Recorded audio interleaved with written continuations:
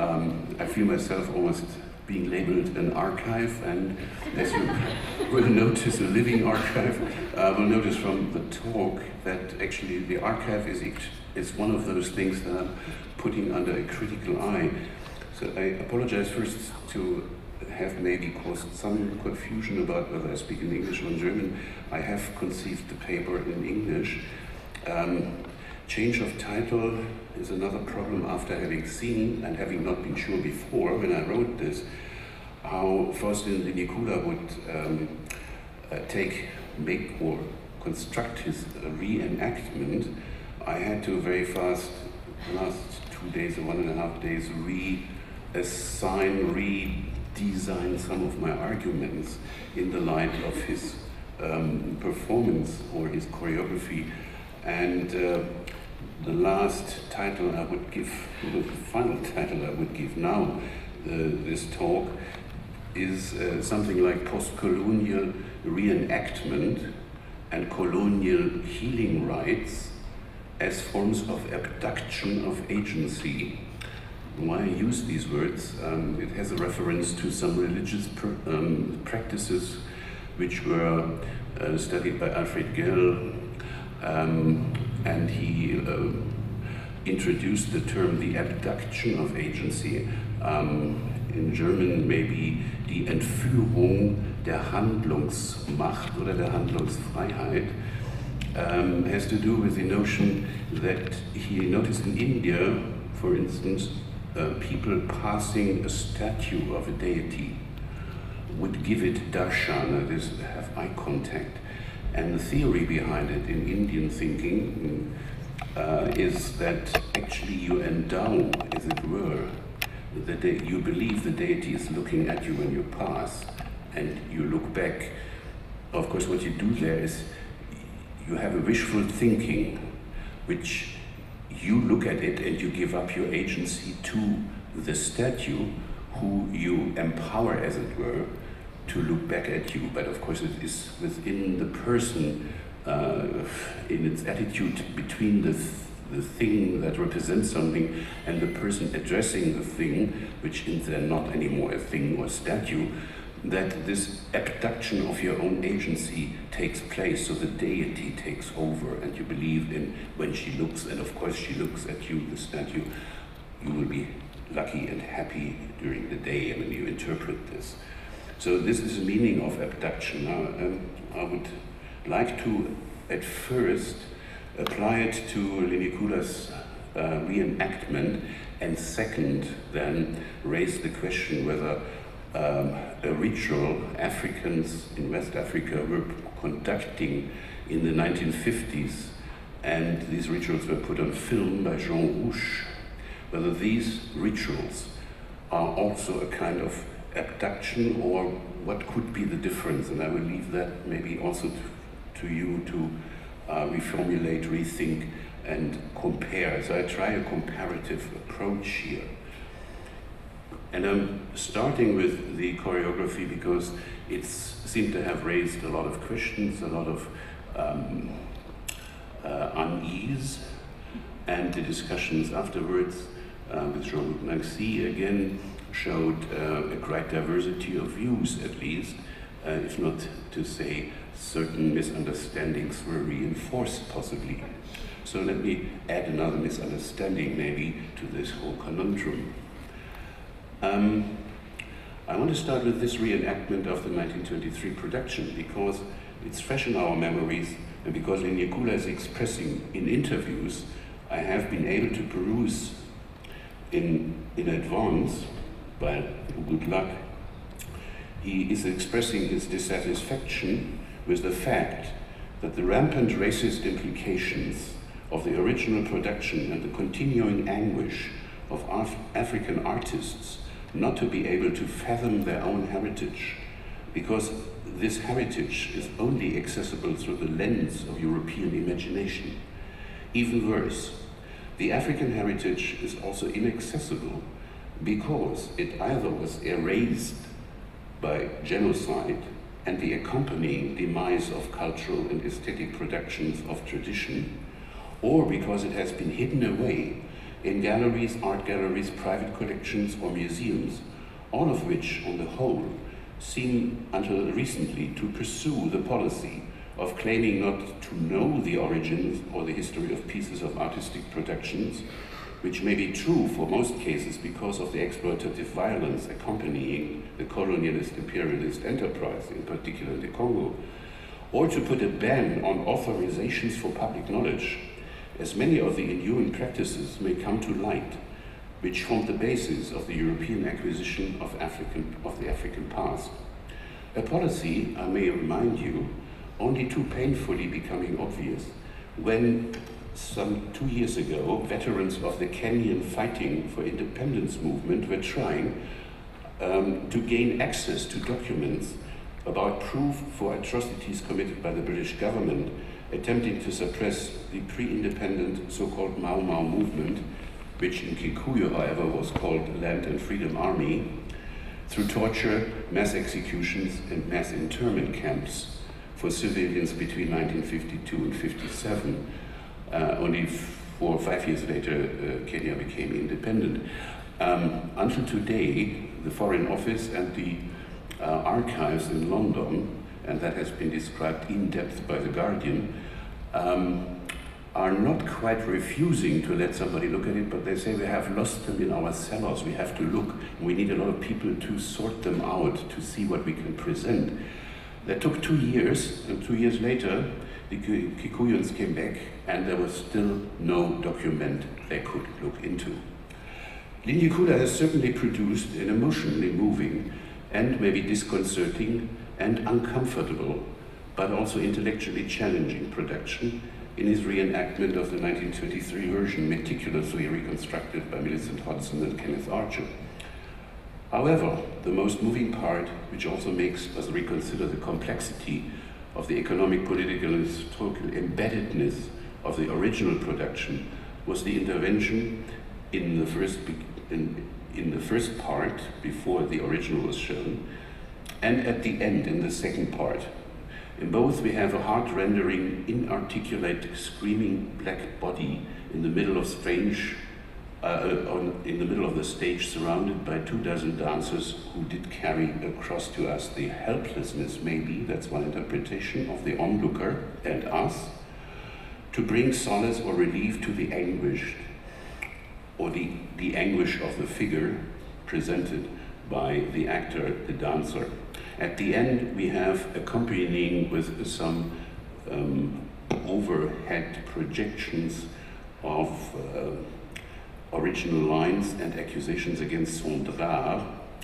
We have again a man writhing in almost possession state, possibly a mixture of rage, horror, and despair at the same time.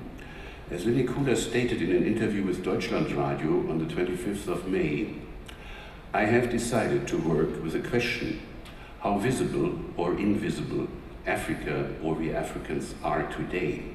Nothing has fundamentally changed, really.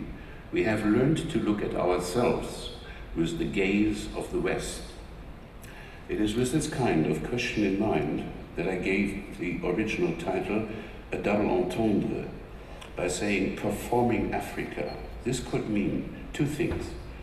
When we read it transitively, somebody is performing Africa.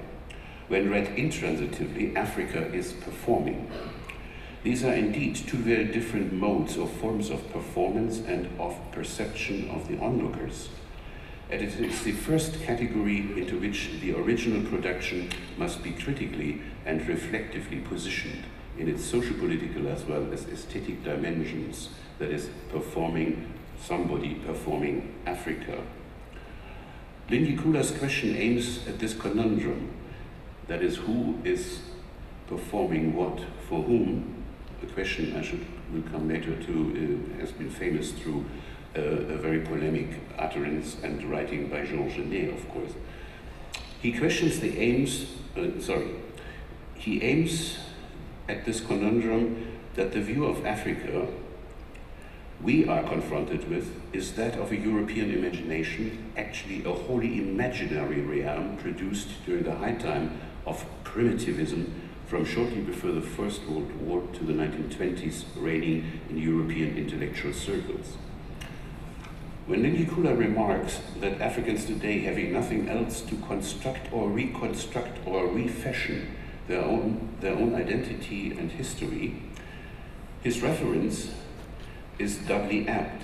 It refers to the hidden history of reality of imperialism, as well as to the hiding of this history through the representation of the 1923 play. So what we have, I would call it, at first we have an erasure of the reality of artistic productions in Africa. Second, we have what I would call an effacement of that erasure through producing in 1923 an imaginary world of Africa, which is not only lost in reality, but which also points to a presumed and perceived lack of European choreographic artistic vitality. So Africa as an imaginary realm was supposed to reinvigorate that what these artists considered lacking in Europe. Now this makes this a very, very complex and mutually reinforcing structure of perception and construction and deconstruction.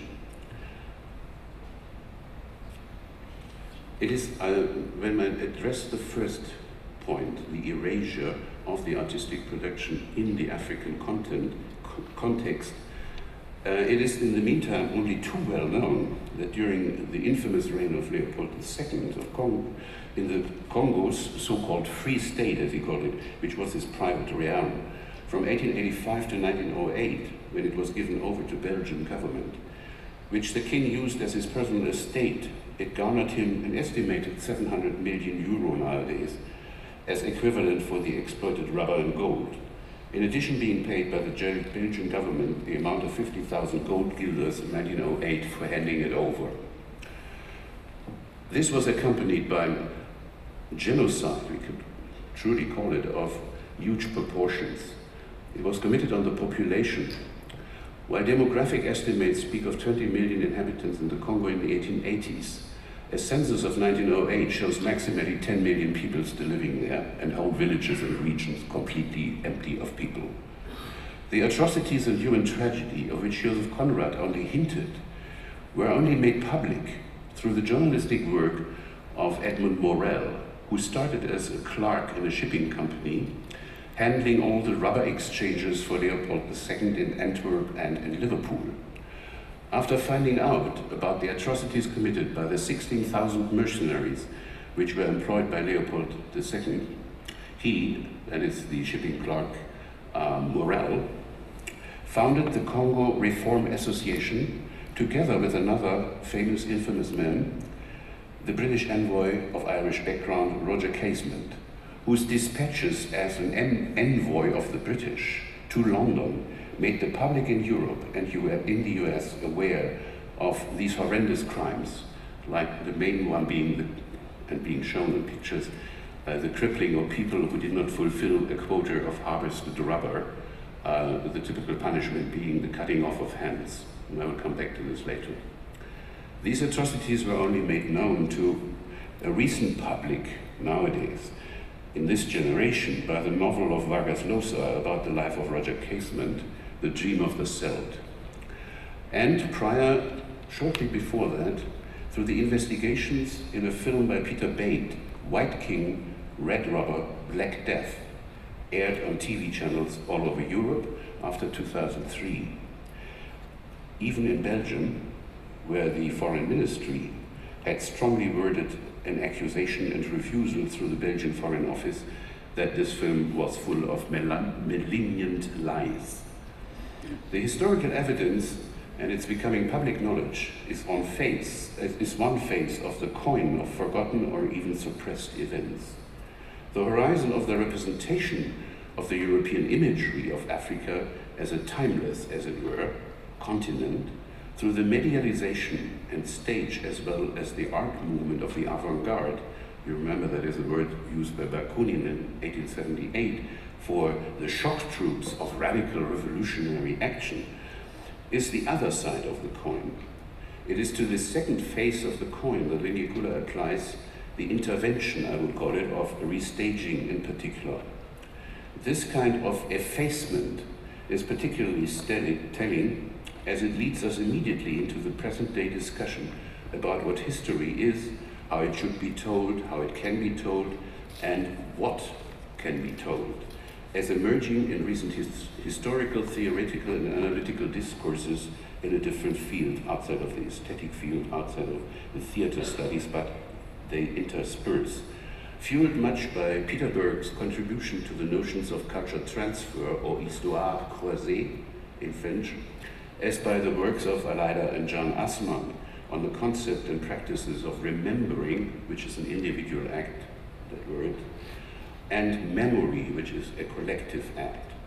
While these scholarly endeavors are much indebted to post-colonial writings about the de- and recontextualizations of cultural productions, they also resonate from or with Nietzsche's early second and truly called like that, and we could apply that to the Vinicula piece, untimely treatise or untimely ruminations on the use and abuse of history for life. Nietzsche there argues that a balanced use of historical materials, the narration as well as the practical application between the grandiloquent or monumental or monumentalistic, the archival or identity-forming one, and the critical or reflective one should be well balanced. Otherwise, if we emphasize one of the three too much, it will be the end of, not the end of living, but it will stifle life. We have so much package or to carry on our backs, as it were, that we forget to carry on with living and doing things. But without telling a story about the past, there can be no collective identity of a group, as Maurice Aibvax indicated in his classical study of 1925, Les cadres sociaux de la mémoire. But as much as Nietzsche spoke of the healthiness of forgetting, of some forgetting, it should be added that institutions and the state also censor our collective memory and set the stage for what is to be remembered and how and when. The collective memory as a depository of supra-individual manifestations of values used for the orientation of social action or praxis. While Durkheim before him called forth the conscience collective to account for solidarity among a community, Aibvax admits that there does not exist any single, closed and whole memory of a community which would encompass as narrative the whole of a populace, but that there are as many collective memories as there are classes or interest groups. How much should or should not be remembered or forgotten or included into the collective memory may need to be renegotiated and may as much be open to steering as to contingency. Thus, while the avant-garde of the time around 1920 may have been innovative in many ways of breaking new ground and getting rid of what was considered old-fashioned or bourgeois art, and there's no doubt that the innovations carried on, we should not forget that the modernism was forged on the premise of an imagined naturalness of the primitivist image of Africans, of primitive people, of natural people. Germans have Naturvölker in the 1880s for that, who were variously labeled. Now, I use the adjectives from a variety of sources of the 1920s involved with the production of La Création du Monde, of raw, vital, energetic, invigorating, but also instinctual, emotion-driven, or worse, people without history and close to nature, actually natural, or in more abstracted formulations seen until recently in the literature as archaic and even archetypal, and therefore at the same time expressing the innermost or most hidden layer of all humanity. One goes a step from a particular to the general in terms of psychologizing universalisms. This primitivism was defined critically by Goldwater in 1938 in his work Primitivism in Modern Art, And primitivism for him presupposes, of course, the notion of the primitive. And an artistic primitivism assumes the knowledge of an interest in arts that are in some sense considered primitive. This search for pristine naturalness of expression assumed and implied into African or Oceanian art productions permeated the movement from Cubism. We remember Picasso's Demoiselles d'Avignon, we mentioned recently again by Nancy, to Fauvism, Surrealism, and Futurism. At the other end of the spectrum lies the introduction of the machine age in form of gyrating and mechanically or rhythmically forged sensibilities which influenced the choreographies and the history of choreography since the 1920s as well. And you may remember that Léger, of course, after the Création du Monde in 1923, also made a film of a ballet he called Ballet Mécanique in 1924. So there we have a double edge of modernism, which is not easy to pull together, and many attempts, I think, have actually not achieved this. While these are the two inseparable foundations of modernism, the specific form it took in theatrical productions was a reverie about making the theater like a ritual. And again, 10 years later, from Artaud through Barrault to Peter Brook, we can see a trendiness in the search for ritual on the theater, because ritual was supposed to be performatively effective, making the equivalence, preferably of bloody rituals, imagined to exist among primitives, and there the circle of reasoning closes. They were thus forced into the imaginary of timelessness, these people, of the other, the closeness to nature, and also prone to instinctual emotional actions unbridled by civilizatory restraints. Here we have an echo, of course, of a re-emergence in the European hegemonial discourse about the inferiority or evolutionary prior forms of human culture, or even pre-cultural life, which provided a scientific undercloth and often an excuse for the so-called civilizing missions of European powers. So this part of the story may be well or reasonably known. To elucidate and critically evaluate the socio-political environment that is the condition of production of archives of memory or memorialization is much needed as of the imaginary worlds, as selective institutional and discursively hegemonial forces of the times operate on these premises. We know a lot about the disingenuousness, maybe mentioned the other day by André, of Picasso, who answered upon the question of how much African sculpture had influenced his new forms of visualization. L'art nègre, qu'est-ce que c'est? We know much about the ramifications of the particular performance construction of Création du Monde by having to see it imagined through the person of the producer and financial backer of Desmarais, the Swedish woodmill millionaire who supported at the same time the Ballet Suédois, only to turn the Théâtre des Champs-Élysées 5 years later into the vaudeville venue for his new discovery of Josephine Baker, whose banana skirt, by the way, none other than Jean Cocteau is supposed to have had the inspiration for. We still, however, are astonishingly unaware how widely spread among the avant-garde an open and latent racism was, at least in the level of abstract attributions. The racism was covered actually in terms of a valorization of l'art nègre, resting on the same type of iconic images as wildness and instinctuality.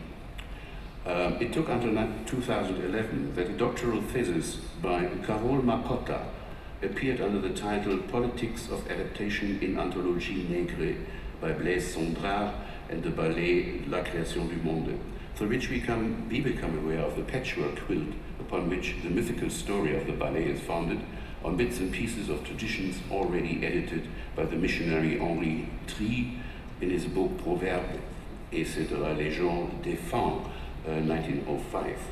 In addition to this, however, Cendrars, who Linicula picked out in particular in his second part of the interventional piece, was actually a man who came out of the First World War, had lost one hand, and then adored what he called the heroes of the time. He heroized the adventurer explorer.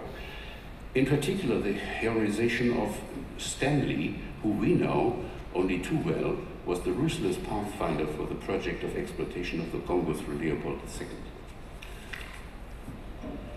Let me jump to the reenactment. I would venture to suggest that the intervention of Faustin de Nicula is not only necessary at one point because it disconcerts us, and the disconcerting can be a hurtful experience, and maybe hurting is a way of remembering. We are at present not very far from what he's trying to say in other practices of the art market. We are at present, for instance, not that far removed from the arrogant impositions of the primitivism of the 1920s. Thus, a famous and influential art dealer, I dug up a week ago a newspaper interview with him, who sells African art of high quality, as he calls it, but he would never go to Africa to buy it because Africans would cheat him, he says. At the same time, he praised the quality of works of African sculpture he trades by emphasizing that he had to put these African pieces in juxtaposition in his rooms, in his atelier, with highly valued Western art. Not anymore Picasso maybe, but for sure with Brancusi, for instance, in the case of Fang masks. Here we go again. The dealer is certainly only following the law of the market, but in order for an African mask to fetch 70,000 euros, it had to be exhibited with the suggested similarity of Brancusi. The great white genius is still determining the value of the authentic African art of the past. This is the very same strategy which was introduced by the famous MoMA exhibition of primitive art in 1986 by Paul Rubin and copied by the Hypo Bank in Munich a few years later. Value is only accrued to that which the European genius has forged out of the original, reflecting back then in second order upon the original, so it rubs up on the original, not the other way around.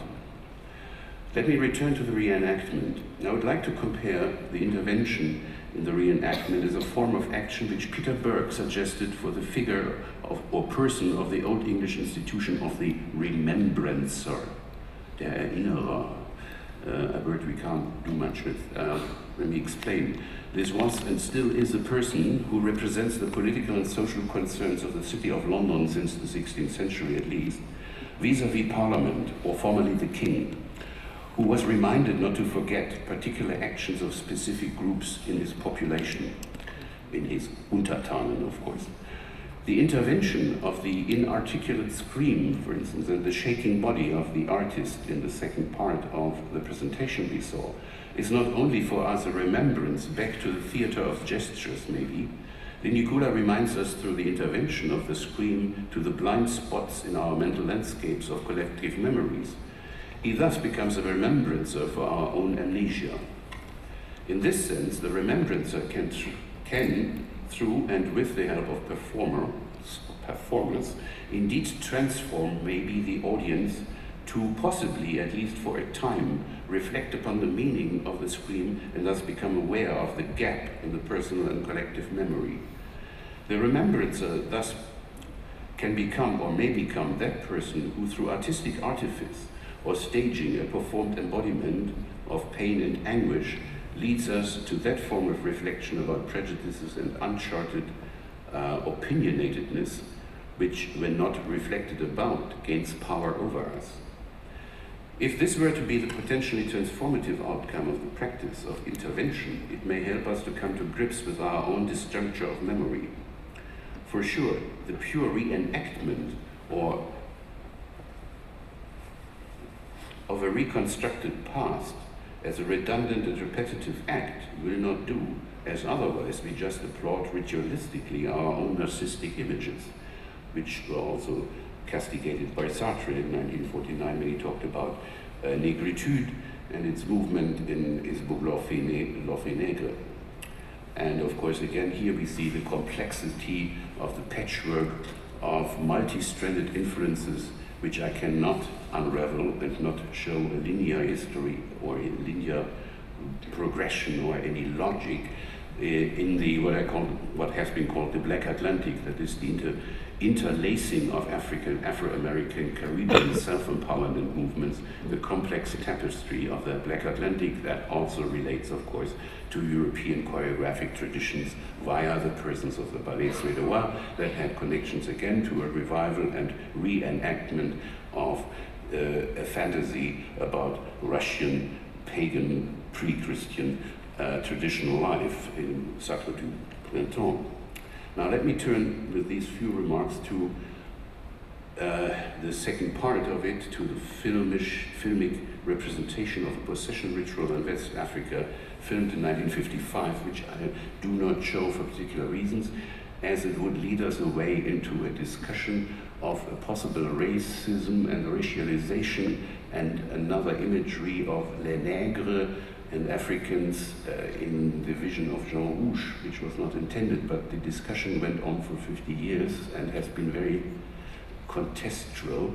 And in that sense, I think we can avoid to add to the complex we have in front of us, in which you all perceived and saw, another complex of documentary anthropological films. However, it is a kind of intervention as well as the movie maker, Jean Rouch, uses the camera to portray something which I would call a gaining of agency through being possessed by the spirit of the other, to alleviate traumata of collective feelings of people who do it. What we have in that film are excerpts, it's about 45 minutes, of a film made by Jean Rouch, and shows a group of immigrants from a diversity of communities and language groups around the big Niger circle, having migrated from different regions in the Niger River region to find work within the institutions set up by the colonial enterprise in multi-ethnic, multi-religious environments like the city of Accra, capital of nowadays Ghana, then called the Gold Coast.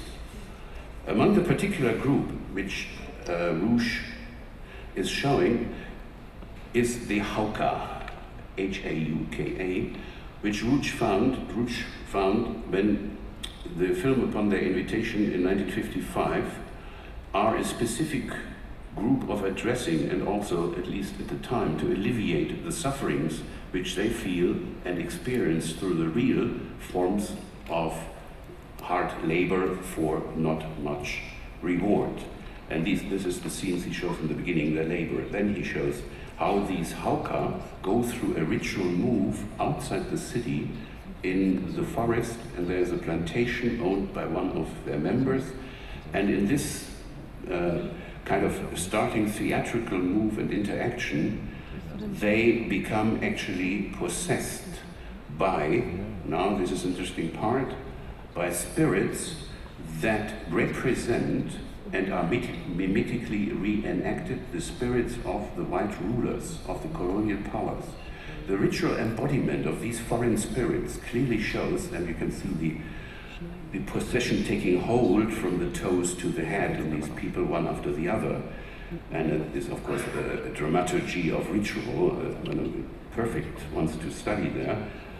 Clearly shows a strong dissociative form of bodily movement, of a dissociative body, through which they reenact specific roles, in particular of the military activities of the oppressors, thus, which seem to entail also a form of distancing from these roles by making them appear theatrically kind of a persiflage or pastiche, because they are, in a way, ironic commentaries on the forms of behavior of the rulers. Not only are the possessing spirits in actuality of embodiment shown as highly exaggerated forms through the mimetic reenactments of these roles of general, governor, corporal, other army people, or even a locomotive that prances hence and forth, a man who is obsessed or possessed by the spirit of the locomotive.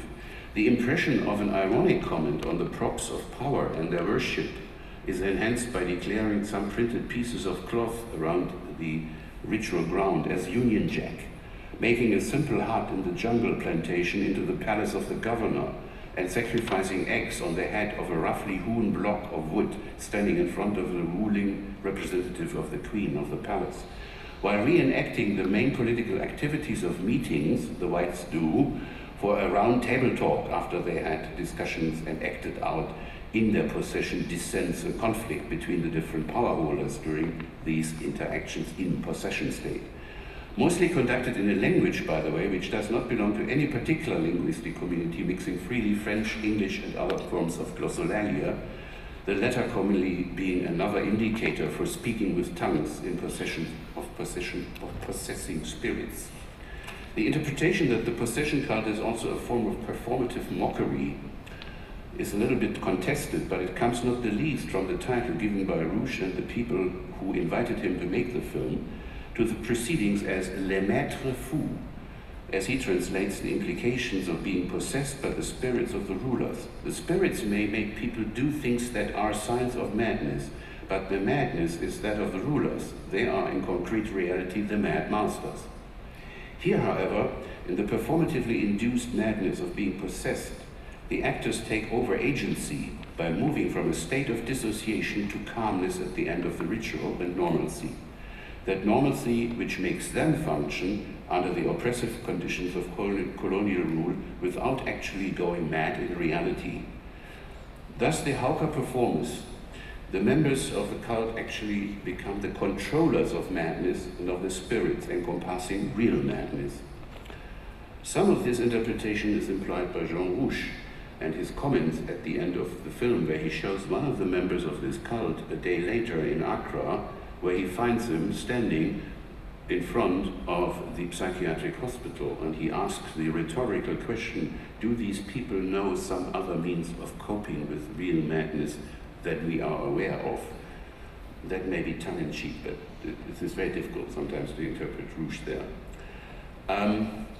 Thus, the ritual mimesis of colonialists' paraphernalia and body movements are also taken ironic, at least in the eyes of the French and the British authorities, that responded to the emergence of this cult in the early 1930s in the regions of the Niger River by publicly whipping their founders and adherents and sending them to prison, from which they are supposed to have escaped and taken their way into the anonymity of the coastal metropolis of the Gold Coast.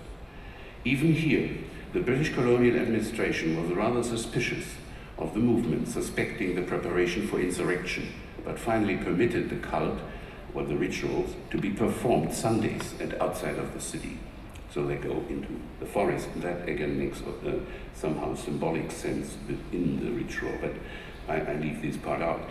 Now, in a way, this type of movement can be seen as not unique. It has been shown by anthropological comparative studies in the 1950s, 60s, and 70s to exist almost all over the world, such similar forms. They are in this way what has been labeled by one scholar kind of proto-revolutionary movements. They are not leading to a change of structure, but they are becoming the movers for more violent forms of intervention, independence wars, which later then become successful. Behind most independence wars we can find such cults. Mostly they're labeled millenarian, utopian, messianic, or cargo cults in Melanesia. And to this category, I would say, belongs this type of cult. Let me now return to the reenactment of La Création du Monde and its potential for reflexive response and resonance with audiences nowadays. It seems indeed timely to point to the necessity of putting the clearly racialized origins of the choreography into the context of its time and to use some form of interventionism to alert us and engage us. To, on one hand, honor those who we have otherwise excluded from our collective memories, Africans and all colonized groups, and signs of collective recognition, while at the same time acknowledging our own society's implications, in order to also remind us of the reality of the ongoing practices of plunder, of wealth, and exploitative economic practices in the global scale of inequality. Thus, theatrical interventions may indeed become important venues of playing the remembrancer for ever new audiences to the gaps of our collective memories. Let me give you just a little, maybe also funny, ironic, persiflage, more violent form of intervention having to do with the Congo outside of this piece we have seen on stage. There is a statue in Ostende which shows Leopold still standing there. Leopold II in full grandeur, being worshipped on the one hand by a fisherman who looks up at him, and on the other hand by a Negro child, an African child, was at that time, the language of the time, a Negro child. Please don't take that for my saying, adoring and smiling at the king. And a guerrilla group, we don't know kind of who it was, which group was behind it, did a very violent intervention, which reminds me of Jean Genet saying white people should be played by black actors with white masks in front of a white audience. Of course, we always have to look at which audience is sitting there. Here, what these unknown interlopers did is, and this is very telling for the story of the Congo and of museums like Tervuren until today not problematizing the colonial history of their art exhibitions of Africa. They cut off the hand of the Negro, of the black child. And that is an interesting semiographic, semiological, maybe unintentional, but we don't know, pointer at the Belgians, because the city of Antwerp, that got rich on the fortunes of gold and rubber, caoutchouc, has as an emblem a statue that holds a cut-off hand up. That has to do with a myth where they are founded by a Roman soldier who fought a giant who closed the harbor down, so he cut off the hand of the giant. But this becomes a multiply dispersed and decontextualized and recontextualized imagery of the cut-off hand, because as the filmmaker Peter Beek says in his rather gruesome film, this is very interesting because when he went to Antwerp himself, he found in the sweet shops, and we all can probably do that experiment, little chocolates in the form of a hand, a little hand cut off. And so he puts them in front of him and eats them one after the other.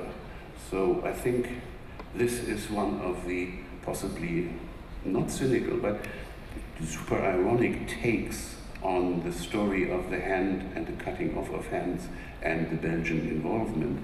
And therefore I found it quite, it's a violent intervention in a way, but much more violent than what we saw on stage, but in a way probably quite telling. Now, let me finish with, I gave a lot of my final conclusions away yesterday afternoon at our tea time, unfortunately, but maybe there's another audience here. Now,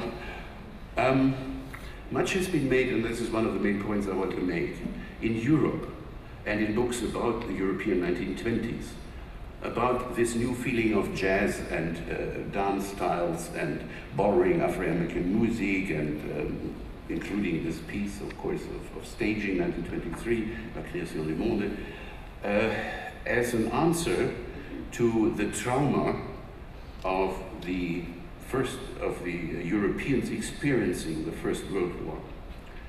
Yet how are we supposed to respond to the traumata inflicted upon the victims of globalization? That is an open question. The Hauka I described have their own response.